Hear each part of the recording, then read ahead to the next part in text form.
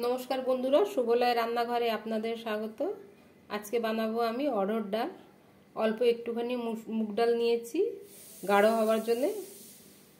নিয়েছি এখানে একটা পেঁয়াজ আছে, একটা টমেটো, আদা আর এই যে রসুন, আর এই অল্প গরম মশলা, একটা তেজপাতা। প্রথমে আমি এই অড়হর ডালটা আর মুগ ডালটা দুটোই ধুয়ে নেবো, ভালো করে পরিষ্কার করে নেব।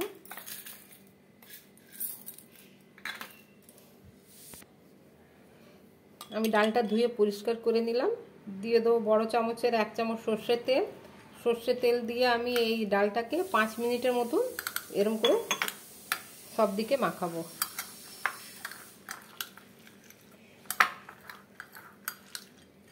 একটু বেশি সময় নিয়ে আমি এটাকে মাখাবো তেলটা।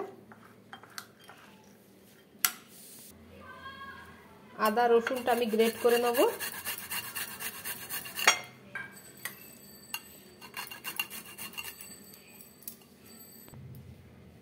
আদা রসুন আমার গ্রেট হয়ে গেছে, দিয়ে দেবো ডালে।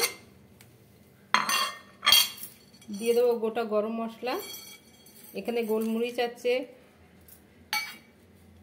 দালচিনি আছে আর এলাচ আছে 3টে। দিয়ে দেবো তেজপাতা, দিয়ে দেবো পেঁয়াজ, আর এই টমেটোটা আমি হাফ দেবো কেটে।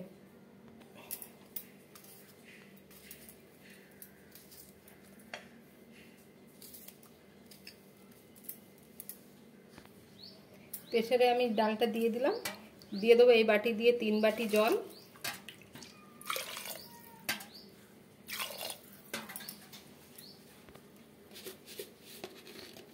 দিয়ে দেবো স্বাদ মতো লবণ।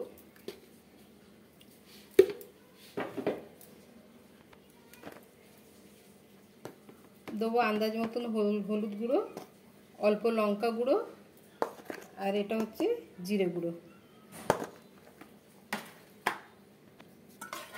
একটু নাড়িয়ে আমি প্রেসারটা বন্ধ করে গ্যাসে বসিয়ে দেবো। আমি 2টো সিটি লাগাবো।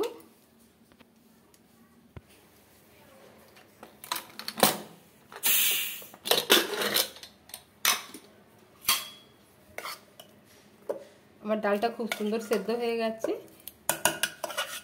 এবার আমি ফোড়ন দিয়ে দেবো। দেবো অল্প সর্ষের তেল, দিয়ে দেবো 2 কোয়া রসুন,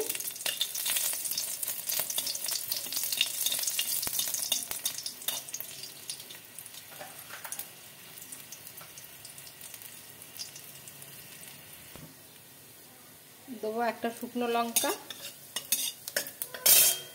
দিয়ে দেবো অল্প জিরে,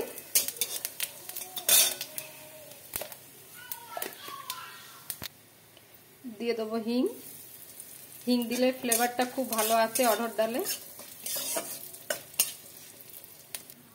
ঢেলে দেবো ডালটা।